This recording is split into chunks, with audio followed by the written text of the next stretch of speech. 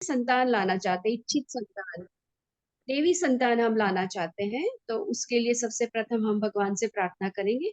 उदितमान सूर्य नारायण का ध्यान करते हुए सविता देवता का महाप्राण हमारे रोम रोम में समाहित हो रहा है। हम सब ऊर्जावान बनते चले जा रहे हैं। कल ही जन्माष्टमी का उत्सव हम सब ने मनाया है, रस से विभोर है, आनंद से सराबोर है। इस दिव्य भाव संवेदनाओं के साथ हम परमपिता परमात्मा सविता देवता का सार्वभौम प्रार्थना मंत्र एक साथ एक स्वर में बोलते हुए, हो सके तो सब लोग बैठ जाएंगे, कमर गर्दन सीधी करेंगे ताकि रीढ़ की हड्डी से ये एनर्जी मस्तिष्क के रंध्र में और वहां से मूलाधार से सहस्त्रार और सहस्त्रार से मूलाधार तक एक अपनी योग क्रिया करते हुए इस ज्ञान की संवर्धना को हमारे मस्तिष्क में धारण करेंगे। तो हे सविता देवता, आपकी प्रार्थना, सार्वभौम प्रार्थना। ओम भूर्भुवः स्वः तत्सवितुर्वरेण्यं भर्गो देवस्य धीमहि धियो यो नः प्रचोदयात्। ओम श्री गुरु सत्ताय नमः। आवायामि स्थापयामि ध्यायामि ततो नमस्कारं करोमि। सद्बुद्धि की देवी माँ गायत्री, आपको प्रणाम नमस्कार करते हुए आगे का कार्यक्रम करते हैं। सद्ज्ञान सद्भावना सद्बुद्धि की देवी हे माँ गायत्री, आव्यामि स्थाप्यामि ध्यायामि ततो नमस्कारं करोमि। आपकी सूक्ष्म सुरक्षा में हिमालय की ऋषि सत्ता, गंगा की गोद, हिमालय की छाया, इन सभी देव शक्तियों की सूक्ष्म सुरक्षा के माध्यम से हम आज ज्ञान को ऊर्जित करने जा रहे हैं। आप सबको कोटि कोटि नमन वंदन प्रणाम। तो आज हमारा विषय है गर्भोत्सव। गर्भ जो आने वाला है उसके लिए उत्सव मनाया जाता है कि जब शादी हो जाती है तो हम लोग थोड़ी समय हो जाती तो जो घर के बड़े लोग होते हैं ना, वो हमेशा सोचते हैं कि हमारे घर में भी एक छोटा सा नन्हा सा बालक आ जाए, किलकारियां खिलती चली जाए और हम वो जो हमने बचपन में देखा है, जो हमने बचपन में किया है, हमारे बच्चों ने किया है, उन्हीं का पुनरावर्तन, उन्हीं के अंश के रूप में हम देखना चाहेंगे। तो हम चाहेंगे कि हमारा बालक कैसा हो, है ना। गोल चार्ट बनाते हैं, इच्छित बालक, देवी बालक, पवित्र बालक, एक ज्ञान से भरा, संवेदना से भरा हुआ बालक कैसे लाएंगे। तो ये जो गर्भ संस्कार है उसके माध्यम से हम गर्भवती माताओं को और पूरे परिवार को, ये बालक माता का नहीं है, माता पिता एवं समस्त परिवार, समाज और राष्ट्र का है। तो सबका उत्तरदायित्व होता है कि जो गर्भिणी है उसका सहयोग करा जाए, उसे हमेशा खुश रखा जाए, उसे अच्छा खाना दिया जाए, अच्छी भावनाएं क्रिएट करवाई जाए, उसे अच्छा संस्कार दिया जाए। तो कल्पना जी ने पूरा विवरण कर दिया है कि गर्भ संस्कार हम क्यों करना चाहते हैं। तो आज हम गर्भ संस्कार के माध्यम से संस्कार, संस्कार माने क्या होता है कि हमारे अंदर जो दुर्गुण होते हैं उसको उसका नाश करके अच्छे उनका परिवर्तन करने के बाद अच्छे गुणों की स्थापना, तो उसको बोलते हैं सद्गुणों की स्थापना, संस्कारों की स्थापना। अ, हम जब पढ़ते हैं, जानते हैं कि एक व्यक्ति के अंदर दिन भर में 60,000 से ज्यादा विचार आते हैं। तो ये जो 60,000 विचार होते हैं उसमें से अगर कोई 16 सेकंड से ज्यादा विचार आता है तो वो स्वभाव बन जाता है।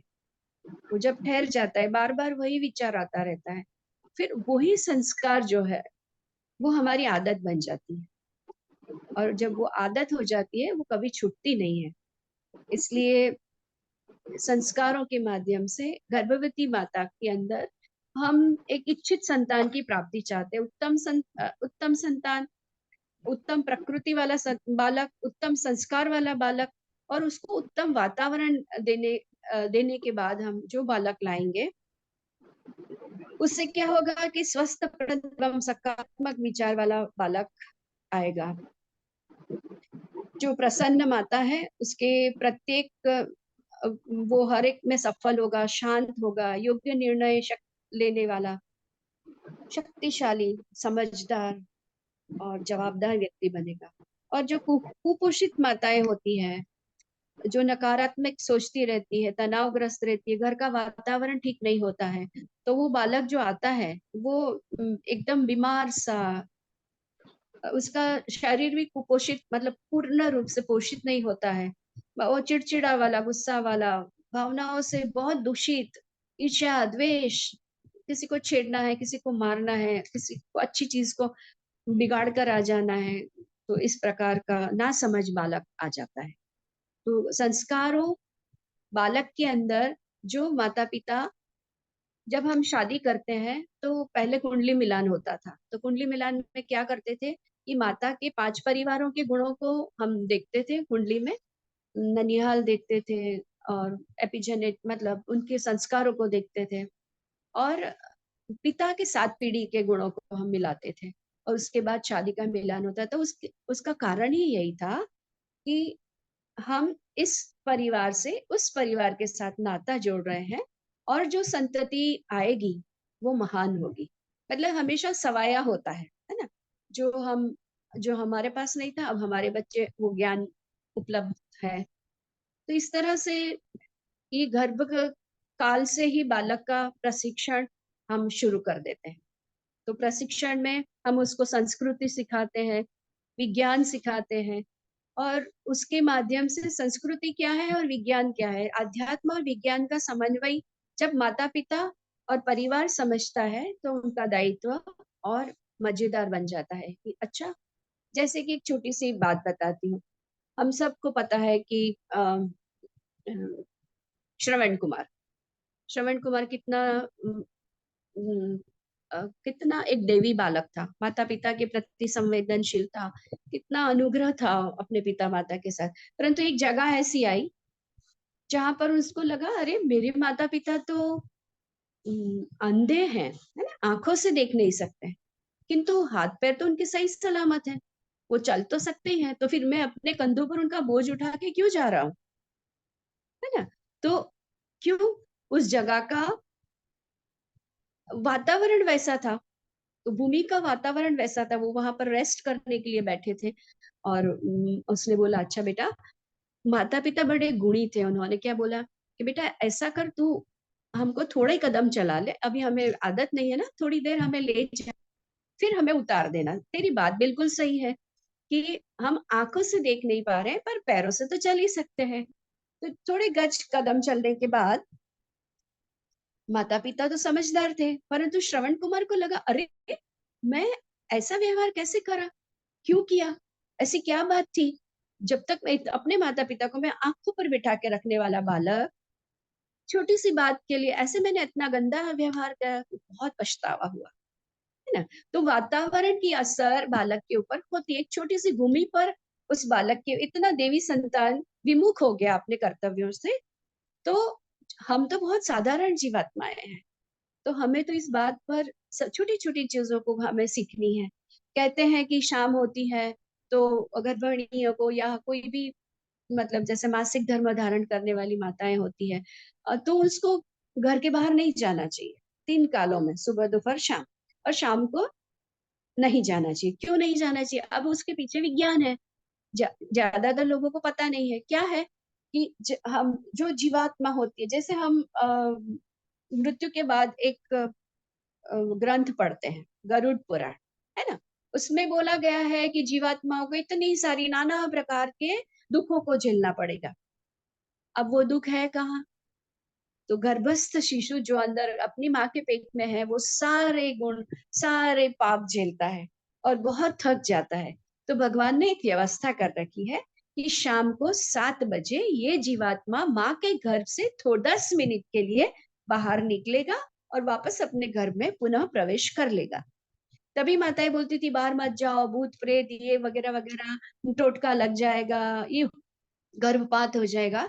तो उसके पीछे का विज्ञान ये था, पर हम सबको तो पता नहीं। तो आज की मॉडर्न मदर्स तो मानती ही नहीं है कि बाल खुले रख के शाम के वक्त मत जाओ, क्योंकि बाल जो है वो हमारी वो ग्रेविटिकल फोर्स को अंदर ले लेती है, जो ऊर्जा आती है वो हमारे बालों के माध्यम से हमारे नीचे शक्ति केंद्र होते हैं, माइटोकॉन्ड्रिया, तो उसके अंदर वो शक्तिपात होता है। वो पैरों के माध्यम से, योनि के माध्यम से, अलग-अलग प्रकार के श्वास के माध्यम से वो हमारे अंदर प्रवेश कर जाते हैं। कब? जब हमारी आध्यात्मिक ऊर्जा, हमारी आसपास का जो ऑरा है वो अगर पॉजिटिव नहीं है तो। पर किंतु गर्भवती माता के लिए ये बहुत सोचने वाली, समझने वाली बात होती है कि संध्या के समय हमें घर के बाहर नहीं जाना है। बस वो 10-15 मिनट के बाद जब संध्या काल टल जाता है, संध्या काल मतलब एक्सचेंज होता है। देवात्माएं अपना चार्ज निशाचरों को देते हैं, निशा के देवता, रात के देवताओं को देते हैं कि भाई अब मेरा काम खत्म हो गया, अब आप संभालो। रात्रि काल के देवताओं को दे देते हैं। इसीलिए हमारे घर के आंगन में जब हम तुलसी 3 दीपक लगाते हैं, पहले हमारे मंदिर में लगाते हैं, भगवान को बोलते हैं प्रभु दिन खत्म हो गया, शाम की संध्या के समय जो कुछ भी हुआ उसके लिए धन्यवाद करते हैं। तो ये एक अपने पूर्वजों को देते हैं कि आपकी कृपा से, पितरों की कृपा से हम सुरक्षित हैं। और तीसरा दीपक हम घर के बाहर तुलसा जी में लगाते हैं, क्योंकि वो देवी वृक्ष है, वो हमेशा उसके पास कोई नकारात्मक ऊर्जा आती नहीं है।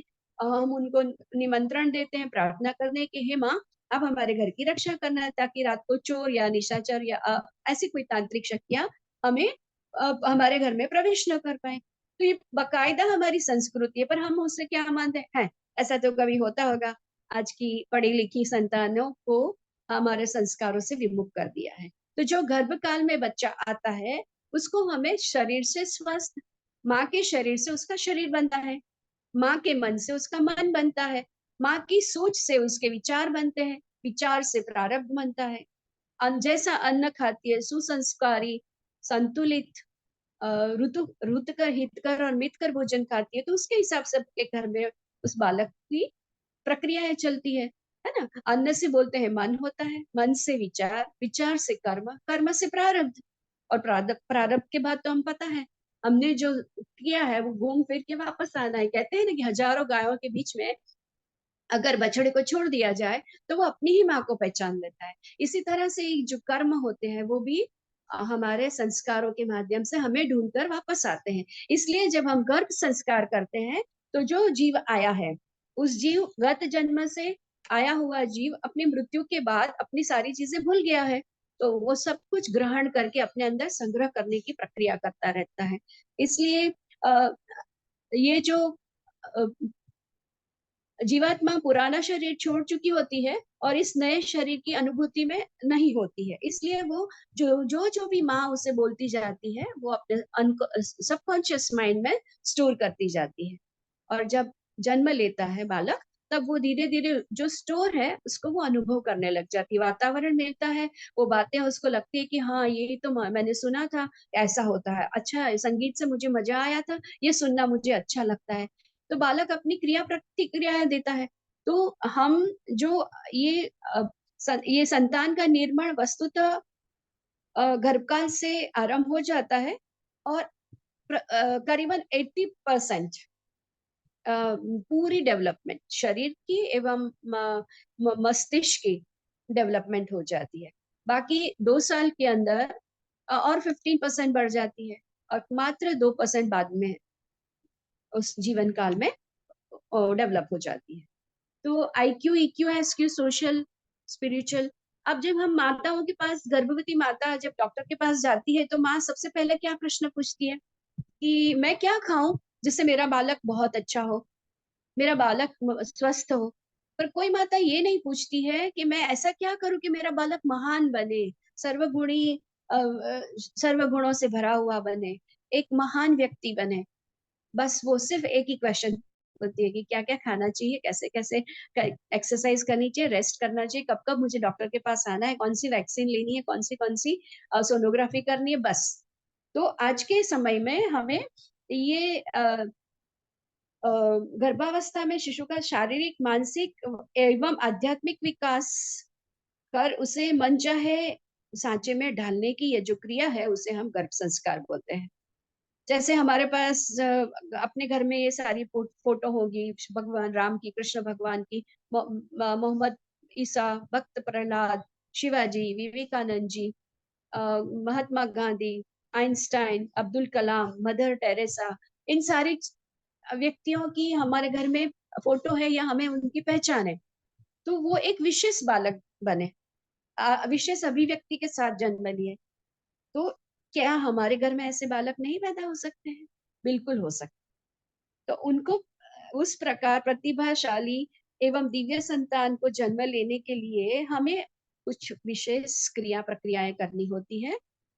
सबसे पहले हम गर्भ पूजन करवाते हैं। गर्भ पूजन करवाने का मतलब होता है गर्भवती माता का जो संतान आ रहा है वो जन्मों जन्मों के कषाय कल्मष लेकर आता है, उसको हम आध्यात्मिक प्रक्रिया के माध्यम से, यज्ञ के माध्यम से, गर्भ के पूजन के माध्यम से सबसे पहले हम गर्भ में उस बालक जो ईश्वर का अंश है उसका हम आह्वान करते हैं, उसका सम्मान करते हैं और स्वागत करते हैं और देवी आशीर्वादों से भर देते हैं। भगवान से प्रार्थना करते हैं, प्रभु आज ये जो जीव और ये जो गर्भिणी माता है वो अब आपके संरक्षण में है, आप उनकी हमेशा हमेशा रक्षा करना, संरक्षण करना। फिर परिवार उसे आश्वासन देता है भगवान को कि भगवान हम उन्हें उन्हें कर्तव्य पालन सिखाएंगे, सद्विचारों से भर देंगे, सुसंस्कार देंगे। अब पूरे माता पिता परिवार सभी लोग इस गर्भिणी माता का विशेष ध्यान रखेंगे, उसे हमेशा प्रसन्न रखने का प्रयास करेंगे, हमें उसको अच्छे से अच्छा खाना देने का प्रयास करेंगे, अच्छी अच्छी कहानियां सुनाएंगे, अच्छी अच्छी बातें करेंगे और उसके कोई मालिन्य मतलब कोई ऐसा विष भरी व्यवहार, कटुता भरा व्यवहार, उद्दंडता भरा व्यवहार हम कभी नहीं करेंगे। जो बालक देखता है गर्भ में वही आचरण में लाता है। तो ये हो गया उसको माता पिता परिवार और आसपास के लोगों का आश्वासन। उसके बाद हम उन्हें औषधि अवधारण करवाते हैं। औषधि में ये जो अवधारण में क्या होता है कि गिलोई होती है, फिर होती है पीपल की क्या बोलते हैं, पीपल की आगे की पिंक पिंक कलर की उसकी छोटी छोटी पत्तियां होती हैं। और गिलोई है, बरगद की कोमल कोमल पत्तियां होती है, या उसकी बरगद की वो जो होती है क्या बोलते हैं, जड़ जड़ें जो निकलती है ना, वो शब्द मैं भूल गई। हम लोग जो उसको बोलते हैं शाखा से जो लटकती कुपड़। रहती है ना अलग से। हाँ हाँ, कुपड़ कुपड़, छोटी कुपड़ बोलते हैं, है ना। कोपल निकलती है ना छोटी छोटी। हाँ, बरगद की कोपल होती है, पीपल की कोपल होती है, और हम गिलोई लेते हैं, उसका थोड़ा थोड़ा क्रश करके इकट्ठा करके उसको ऐसे अवधारण करवाते हैं और बालक को वो संवेदना पहुंचाते हैं। क्या संवेदना पहुंचती है कि आप बरगद की तरह महान, सूर्य के प्रतिनिधित्व करने वाले, पूर्ण रूप से ऑक्सीजन देने वाले, मतलब एक छोटा सा बरगद का सीड होता है, उसके वो हम उस फल में एक छोटा सा सीड, उसमें से इतना बड़ा बरगद बनता है। बरगद क्या करता है, अवलंबन करता है, उसकी छोटी छोटी वो डालियां नीचे डालता रहता है और बड़े बड़े बड़ा एक होता है बरगद का पेड़, और इतने सारे पेड़ बना देता है। कितनी आंधी तूफान कुछ भी आएगा लेकिन बरगद का पेड़ कभी जड़ से निकल नहीं पाएगा। तो हम संस्कारों से उन्हें सिखाते हैं कि हे बालक, हे दिव्य बालक, आप ऋषि मुनियों की संतान हो और आप ईश्वर का अंश हो और मनुष्यता का स्वभाव है। तो इन सब चीजों को ले धारण करने के लिए आप बड़ जैसे बरगद का पेड़, एक पेड़ पर कितने सारे पंछी आश्रय लेते हैं ना, तो वो पोषण देने वाला, सहायता करने वाला, इतने सारे फल होते हैं कि कोई पंछी भूखा ही नहीं रह पाता है। उसकी छांव के नीचे बहुत सारे पशु आके रेस्ट करते हैं और हमेशा बरगद सूर्य की तरह शक्ति प्रदान करता रहता है। तो इसकी जो कोपलें होती है उसको शास्त्र में लिखा गया है कि अगर उसका जूस कुछ दिन तक पिया जाए, प्री प्लानिंग से प्लानिंग तक, तो उससे गर्भस्थ माता के स्पेशल कुछ विटामिन जो भी डेफिशिएंसीज हैं, वो एंजाइम्स है वो डेवलप होते हैं, औषधि होती है, औषधि के माध्यम से गर्भधारण की प्रक्रिया सहज हो जाती है। अब पीपल की कोपलें, पीपल को हम पता है देव वृक्ष मानते हैं, माने विष्णु भगवान का वास होता है ऐसा बोलते हैं, ठीक है। तो क्यों बोलते हैं, वो पोषण करने वाले परमात्मा है, विष्णु भगवान पोषण करवाते हैं। तो पोषण कैसे होगा, उसमें से जो ऑक्सीजन निकलेगी वो ओजोन निकलेगी। 24 आवर्स हमें वायु, वायु के द्वारा प्राण, प्राण के द्वारा हमारी जीवनी शक्ति, जीवनी शक्ति के माध्यम हमारी अंतर चेतना का विकास होता है और हम प्राणवान बनते जाते हैं। तो ये पूर्ण प्राण हमें पीपल देते हैं, भगवान जैसा, ठीक है। और फिर जो गिलोई होती है, वो क्या होती है कि उसका एक स्वभाव है, उसे अमृता बोलते हैं, वो कभी मरती नहीं है। ठीक है। तो ये सारे भावनाएं हम बालक में गर्भ संस्कार के माध्यम से बोलते हैं कि बेटा आपके अंदर जो दिव्य गुण है वो कभी मरने वाले नहीं है। माता आपको क्रमशः ये सब कुछ सिखाती चली जाएगी, आपके अंदर वो सारे गुणों को भरती चली जाएगी, आपको ज्ञानवान, प्राणवान, बलवान, बुद्धिवान, ऐश्वर्यवान आपको बनाती चली जाएगी। तो आपको उसे अपने अंदर ग्रहण और संग्रह करना है। जैसे हम प्राण को अंदर ग्रहण करते हैं, संग्रह करते हैं, और हमारी जीवनी शक्ति बढ़ती है, हमारा जीवन चलता रहता है। अगर प्राण नहीं है तो हम भी नहीं पाएंगे। ऑक्सीजन तो है पर प्राण तत्व कम होने से हमारी मृत्यु हो सकती है। तो इस तरह से हम गर्भस्थ शिशु को ये बात सिखाते हैं अंदर संस्कारों के माध्यम से। तो माता उसको अवधारण करती है, सूंघती है, और उस भाव को अपने गर्भस्थ शिशु तक पहुंचाती है। देखो आपको देवी संरक्षण प्राप्त हुआ है, और ये सारे गुणों से भगवान की दिव्य चेतनाओं आपको पोषित कर रही है। तो आप तो सहज बालक हो ही नहीं, आप जब जन्म लोगे तो आप एक महान व्यक्ति की कैटेगरी में जन्म लेने जा रहे हो, कि माँ ने आपके लिए इतना सारी मेहनत की है। और गिलोय का दूसरा भाव क्या है कि उससे कहीं पर भी आप छोड़ दोगे तो पेड़ पर वो इधर उधर नहीं जाएगी, और सबसे ऊपर जो अंतिम छोर है वहां तक पहुंच जाएगी, और अपने लक्ष्य की ओर पहुंचने के लिए निर्धारण करती है कि मैं इधर उधर नहीं, अपना लक्ष्य की ओर मैं बढ़ता चला जाऊंगा, बढ़ती चली जाऊंगी। तो गिलोय की तरह आप भी अपने अवांछित तत्वों को दूर करते हुए अपने लक्ष्य की ओर बढ़ने की क्रिया प्रक्रिया के लिए ये आशीर्वाद है। और उसमें एंटीबायोटिक्स है, उसको खाने से रोग शक्ति हमारे अंदर निरोगिता बढ़ती है। नैसर्गिक प्राणों की, शब्द लिख लीजिए, नैसर्गिक प्राणों की वृद्धि होती है। जब नैसर्गिक प्राणों की वृद्धि होती है तो रोग शोक ताप और भय तीनों शरीरों में कभी नहीं आते हैं। तो इस तरह से हम औषधि अवधारण करवाते हैं गर्भवती माता को, और अगर वो चाहे तो थोड़ा पी सकती है, पीने के लिए कोई फोर्स नहीं है। और फिर यज्ञ के माध्यम से हम आहुतियां देते हैं, भगवान का आह्वान करते हैं।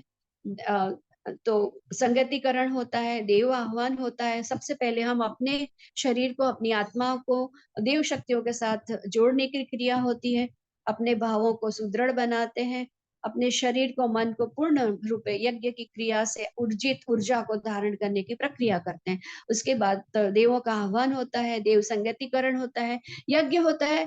उसके माध्यम से जो भी ऊर्जा निकलती है वो दान हो जाता है पर्यावरण में। जैसे कि अगर अपने घर में तड़का लगाया और मिर्ची का छौंक लगाया तो कितने घरों में उसकी सुगंध जाएगी? सबको लगेगा। अगर हींग का छौंक लगाया, सबको पता पड़ जाएगा कि आपके घर में कुछ बन रहा है, स्पेशल रेसिपी होती है, उसका स्पेशल छौंक होता है। तो सबको पता पड़ेगा कि आपके घर में वो बन रहा है। आप बोलोगे नहीं पर हवा तो बता देगी। इसी तरह से जब हम यज्ञ में पुत, पुत, ये जो गर्भस संस्कार की स्पेशल हमारी आहुति होती है, वो हम आहुति में देते हैं। गायत्री मंत्र बोलते हैं। सूर्य मंत्र की 24 नाड़ियां हैं, 24 मंत्र हैं। हम उससे यूनिवर्स से जुड़ते चले जाते हैं। सुगंध के माध्यम से हम उसे धारण करते हैं, अंदर जाता है और बालक उससे प्रफुल्लित हो जाता है, और एक दिव्य ऑरा, रक्षा कवच पैदा हो जाता है, और हमारी जो ऑरा है वो क्लींस हो जाती है। तो छोटी सी क्रिया के माध्यम से ऑरा क्लींजिंग भी हो जाती है। गर्भिणी को एक आश्वासन मिल जाता है, वो प्रसन्न हो जाती है, अब मुझे कोई टेंशन नहीं है, क्योंकि अब मैं भगवान के सुरक्षा में हूँ। तो वो अपनी एक जो टेंशन होती है ना, मेरा डिलीवरी कैसी होगी, क्या होगा, बच्चा बड़ा हो रहा है कि नहीं हो रहा है, मैं अच्छे से खा रही हूँ कि नहीं पी रही हूँ, मैं अच्छा पढ़ रही हूँ कि नहीं पढ़ रही हूँ, तो ये होती है। उसके बाद हम खीर बनाते हैं, खीर बना के भगवान के पास रखते हैं, और उसकी भी 5 विशेष आहुतियां भगवान को देते हैं, ताकि उस आहुति के माध्यम से भगवान आपको विशेष आशीर्वाद देते हैं कि बेटा जब तक तेरी डिलीवरी होगी, और डिलीवरी के बाद जब बच्चा बड़ा होगा, तब तक मैं और जो लोग आए हैं वो आपकी सहायता के लिए कटिबद्ध है, उसमें कोई मिथ्या नहीं है। ईश्वर आके तुम्हारी कहीं से भी मदद करके चले जाएंगे, ये भगवान उनसे आश्वासन और विश्वास दिलाता है। तो चरु उदाहरण मतलब जिस तरह से पुत्रश्री भगवान दशरथ ने राजा दशरथ ने करवाया था, और उनके यहाँ 4 पुत्रों का जन्म हुआ था, उनको चरुआ उदाहरण मतलब चरु में से खीर दी गई थी। इसी तरह से सेम भावों के साथ हम चरुआ उदाहरण करवाते हैं, चरु ग्रहण करवाते हैं, उसमें से निकली हुई खीर।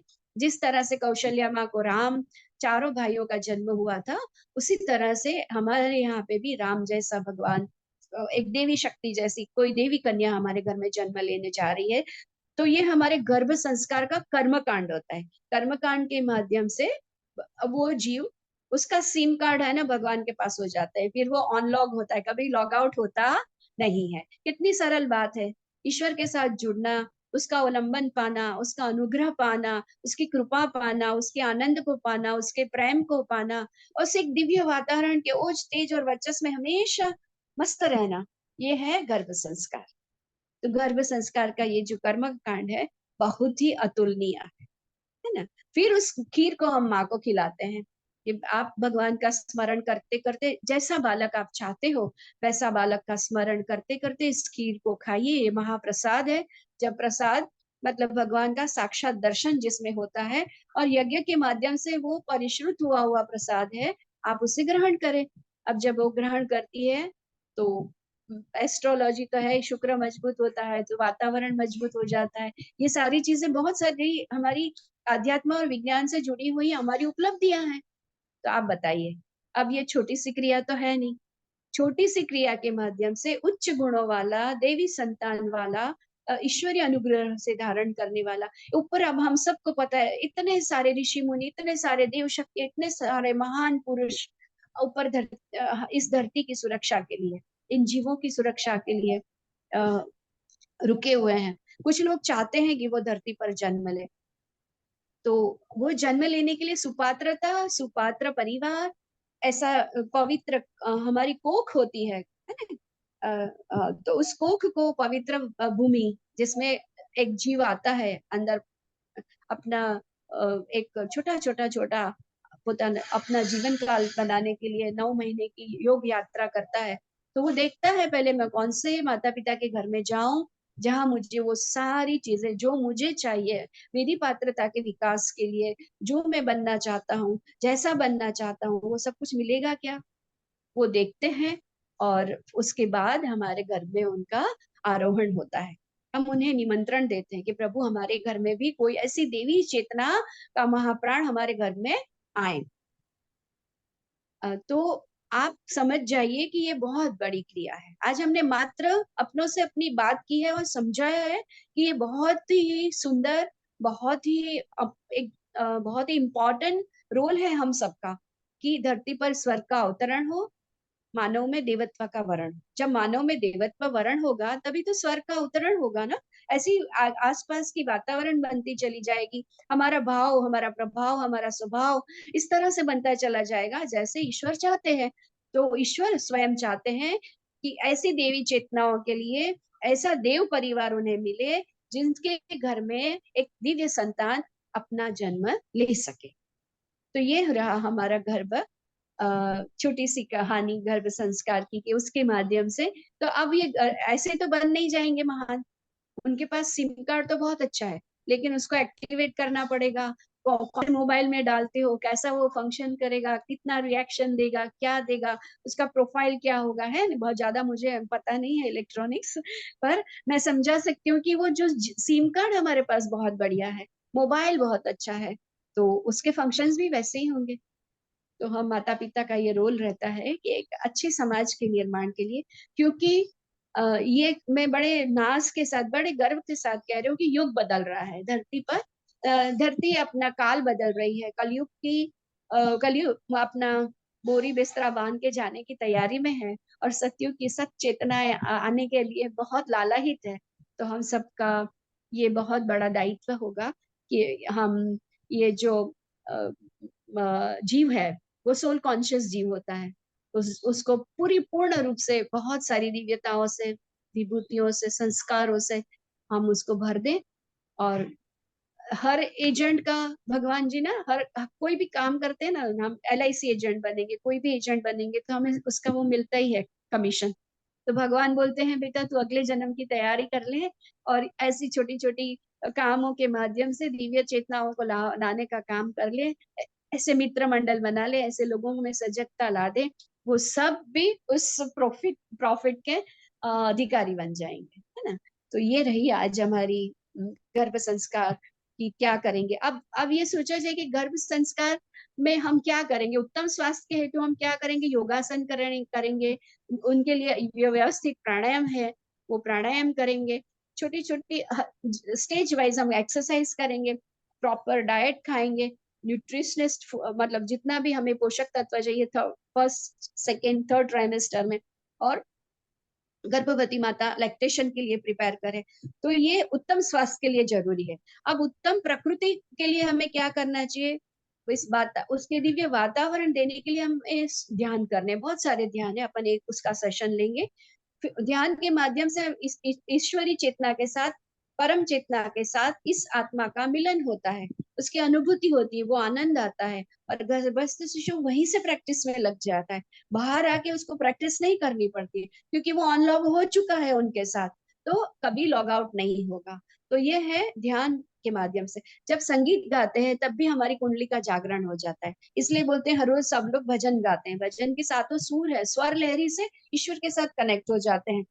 और हम मंत्र जाप करते हैं अपने इष्ट आराध्य भगवान, जिनको हम मानते हैं, जिनके साथ हमारा जुड़ाव है, जिनके साथ हमारी विश्वास है, जिनके साथ हमारी श्रद्धा है, वो जाप करने से वो प्रगाढ़ होती चली जाती है, और हम हमारा अवलंबन स्थित हो जाता है।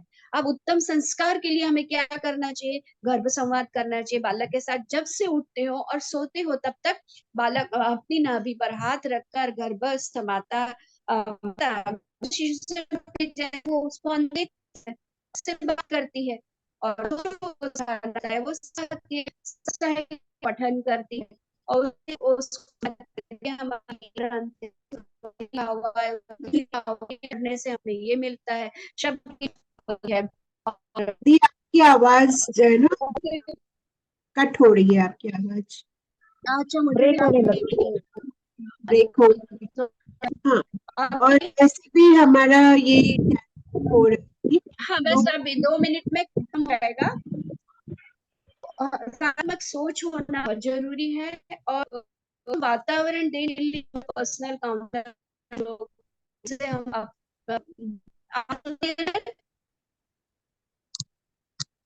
दी आपकी आवाज सुनाई दे रहा है क्या, बहुत ब्रेक आवाज होके नहीं रही है।